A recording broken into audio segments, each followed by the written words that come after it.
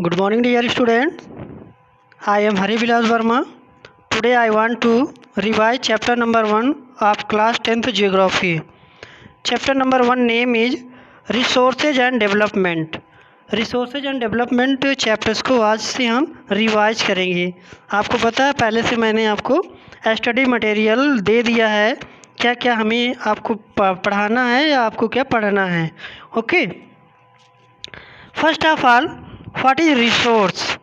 Resource क्या है? देखिए, रिसोर्स क्या चीज़ होती है। रिसोर्स को हिंदी में संसाधन कहते हैं। Everything in our environment which can be used to satisfy our needs and is technologically accessible, economically feasible and culturally accepted is termed as resource.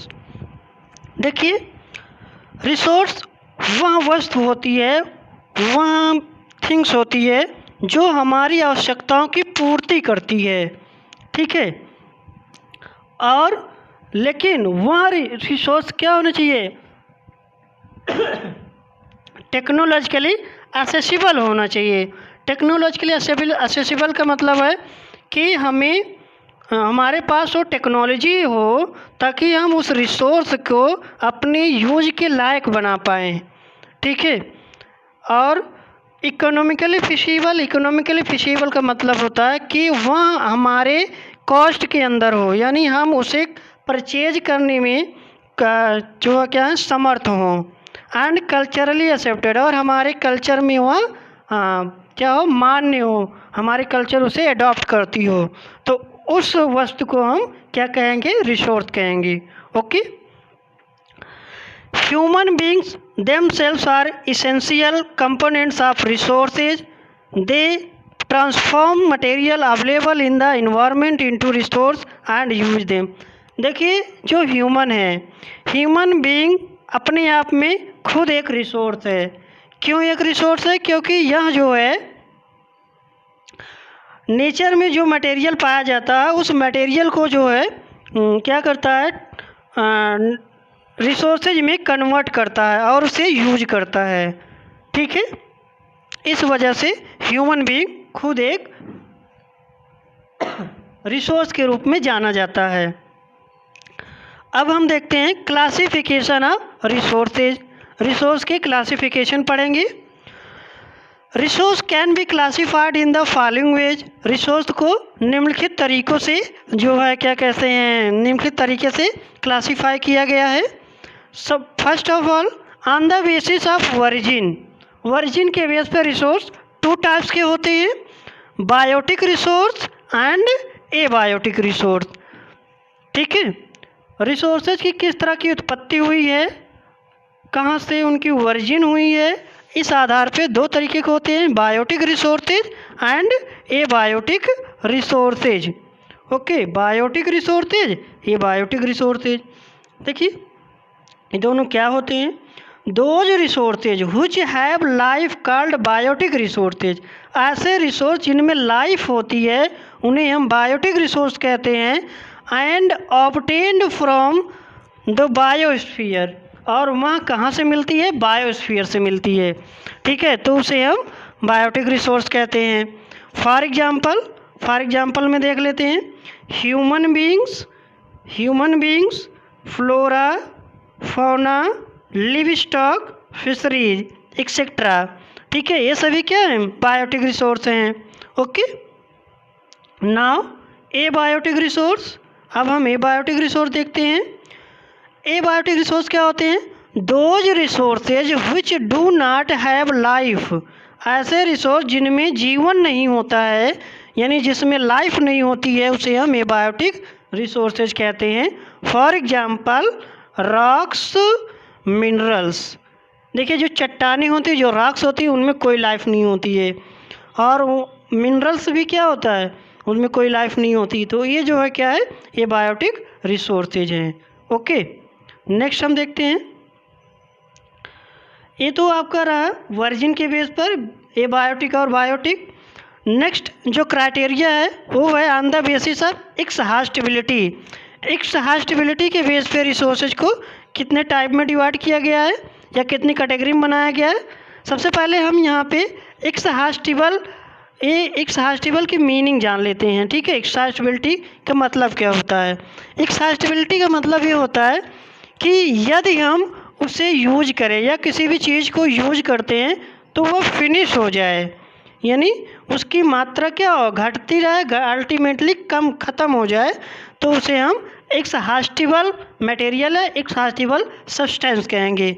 ठीक है, तो एक्सहॉस्टिबिलिटी के बेस पर जो रिसोर्सेज हैं वो 2 टाइप्स के होते हैं। कौन कौन से? Renewable resources, non renewable resources. Okay, अब हम देखते हैं रिन्यूएबल रिसोर्सेज क्या होते हैं। Those resources which can be renewed और रिप्रोड्यूस बाय फिजिकल, केमिकल और mechanical process are called renewable resources. देखिए, ऐसे रिसोर्स जिन्हें हम रिन्यूड कर सकते हैं यानी रिप्रोड्यूस कर सकते हैं। रिप्रोड्यूस कितने समय में कर सकते हैं? With in certain time, means 1 year, 2 year, या कह सकते हैं 5 ईयर, 10 ईयर। इन इतने समय में हम उसे दोबारा प्राप्त कर लेते हैं, तो उसे हम रिन्यूएबल रिसोर्स कहते हैं। रिन्यूएबल रिसोर्सेज को फर्दर 2 पार्ट में डिवाइड किया गया है, कंटिन्यूअस और फ्लो। कंटिन्यूअस और फ्लो में क्या है? Solar energy and water energy. Biological resource में आपका क्या क्या है? Natural vegetation and wild life, ये क्या है आपके? रिन्यूएबल रिसोर्सेज हैं। नेक्स्ट आपका क्या है? नॉन रिन्यूएबल रिसोर्सेज देख लेते हैं। Those resources which can not renewed और reproduce within certain time, means ऐसे रिसोर्स जो सर्टेन टाइम में रिप्रोड्यूस ना किए जा सकें। ठीक है, सर्टेन टाइम आपको मैंने बताया 5 ईयर मान चलिए या 10 ईयर मान लीजिए। ठीक है, 15 तक मान सकते हैं।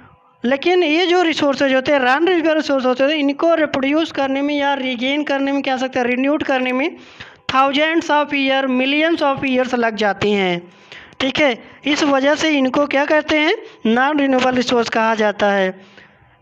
इसे भी फर्दर 2 पार्ट में डिवाइड किया गया है, यानी नॉन रिन्यूएबल रिसोर्सेज को भी फर्दर 2 पार्ट में डिवाइड किया गया, that is recyclable, non recyclable. Recyclable कैसे रिसोर्स होते हैं? ऐसे रिसोर्स जिन्हें रिसाइकल्ड किया जा सके। रिसाइकल्ड मीन्स रीयूज किया जा सके। ठीक है, ऐसे रिसोर्स जिन्हें हम रीयूज कर सकते हैं, उसे मॉडिफाई करके, यानी जो पहला रूप है उस रूप को बदल कर दूसरा रूप में यूज करते हैं, तो उसे हम रिसाइकल्ड कहते हैं। ठीक है, जिसे हम सिंपल लैंग्वेज रीयूज कह सकते हैं। ठीक है, कौन कौन से रिसोर्सेज होते हैं? मेटल्स जैसे आपके आयरन, कॉपर। आप देखते हो आयरन के जो सब्सटेंसेज होते हैं, आयरन के जो वस्तुएं होती हैं, जब वो पुरानी हो जाती हैं या टूट जाती हैं, ब्रेक हो जाती हैं, तो उन्हें क्या करते हैं? बेच दिया जाता है। बेचने के बाद जो है क्या होता है, उससे दूसरे आर्टिकल बना लीजिए, दूसरे सब सामान बना लिए जाते हैं। Okay, next is non recyclable ऐसे रिसोर्स होते हैं जिन्हें हम रिसाइकल्ड नहीं कर सकते हैं, यानी अगर वो एक बार यूज कर लिया गया तो दोबारा हम उसे यूज नहीं कर पाएंगे किसी भी फॉर्म में। ठीक है, जैसे फॉसिल फ्यूल्स आप जानते हो, कोल पेट्रोलियम में जैसे आपका डीजल, पेट्रोल। ठीक है, ये सब क्या होते हैं? इनको एक बार यूज कर लेते तो क्या होते हैं, ये दोबारा यूज नहीं करने को मिलते हैं। ठीक है, तो इन्हें हम क्या कहेंगे? फॉसिल फ्यूल्स और coal petroleum non recyclable resources होते हैं। Okay, next is on the basis of ownership जो क्राइटेरिया है, इसके बेस पर रिसोर्सेज को 4 टाइप में डिवाइड किया गया है। कितने प्रकार में डिवाइड किया गया है? 4 टाइप्स में। ओके, कौन कौन से याद देख लीजिए यहाँ पे।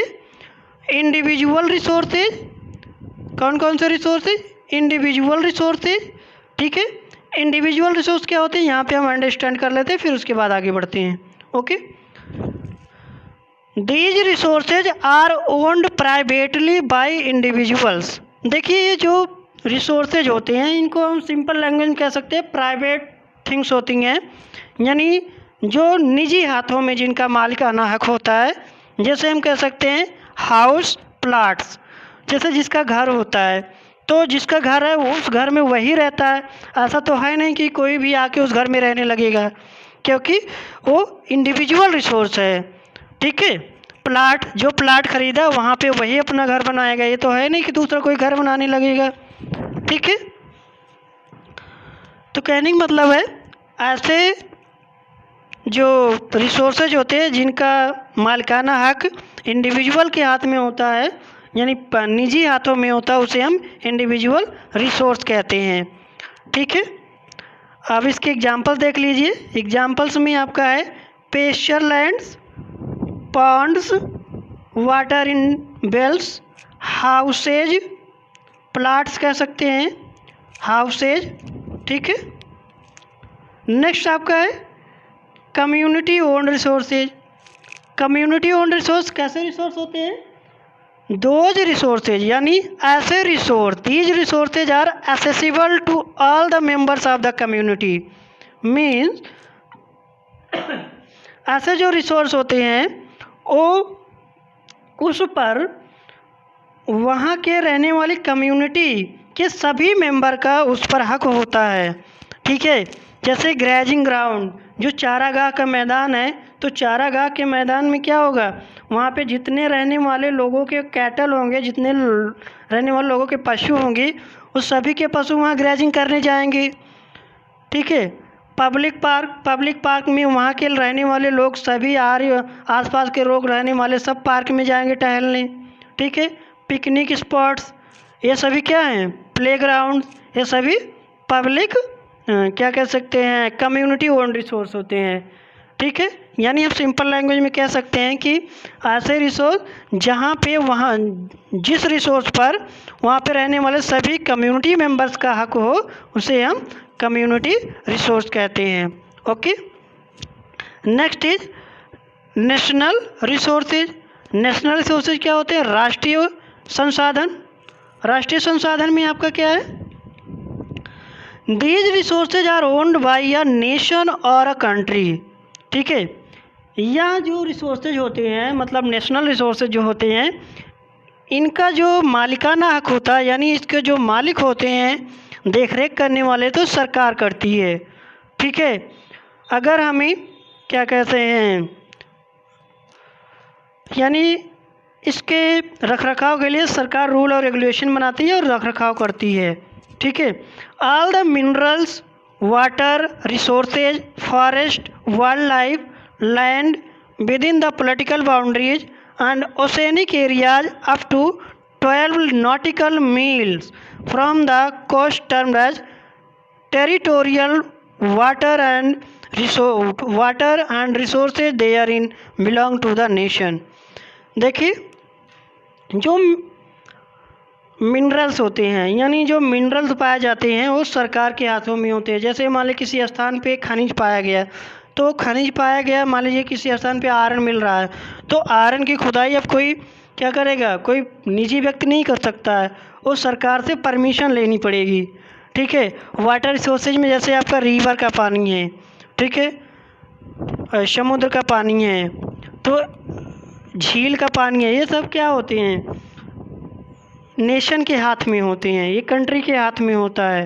ठीक है, और इसमें एक देखिए दिया गया है टेरिटोरियल वाटर, जिसे कहा जाता है प्रादेशिक जल सीमा, जिसे बोला जाता है हिंदी में, यानी जो किसी भी देश की बाउंड्री होती है, लैंड बाउंड्री होती है। मान लीजिए इंडिया है, ठीक है, इंडिया इस तरह से हमारे साउथ में है, तो इसकी लैंड बाउंड्री होती है, यहाँ से क्या होता है, समुद्र स्टार्ट हो जाता है। तो यहाँ पे जो हमारा क्या ओशियन है, तो ओशियन में जो है क्या कह सकते हैं 12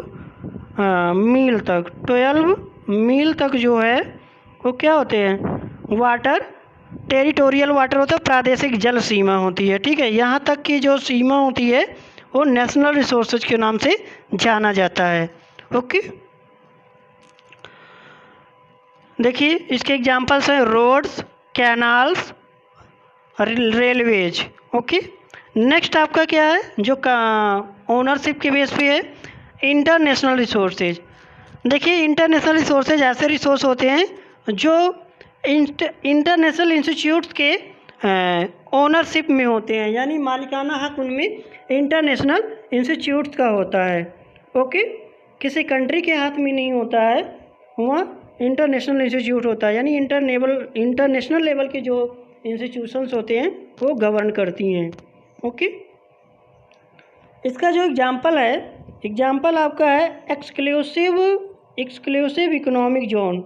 सबसे पहले हम समझ लेते हैं एक्सक्लूसिव इकोनॉमिक जोन क्या होता है। जैसे मान लीजिए इंडिया है, इंडिया की बाउंड्री है, इधर हम देखते हैं ओशियन हो जाता है, ठीक है, ठीक है।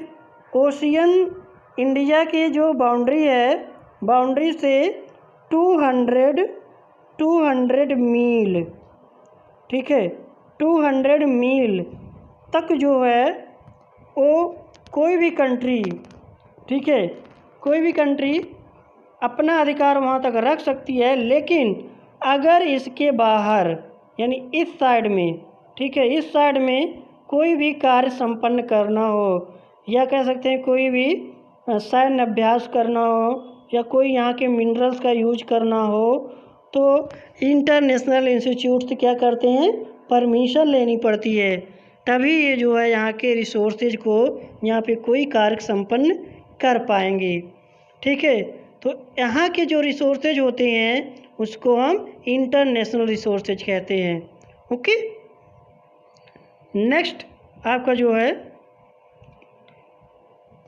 On the basis of status of development, जो रिसोर्सेज हैं, रिसोर्सेज को स्टेटस ऑफ डेवलपमेंट के बेस पर भी 4 टाइप्स में डिवाइड किया गया है। कितने प्रकार में?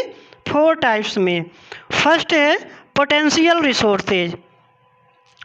देखिए पोटेंशियल रिसोर्सेज क्या रिसोर्स होते हैं?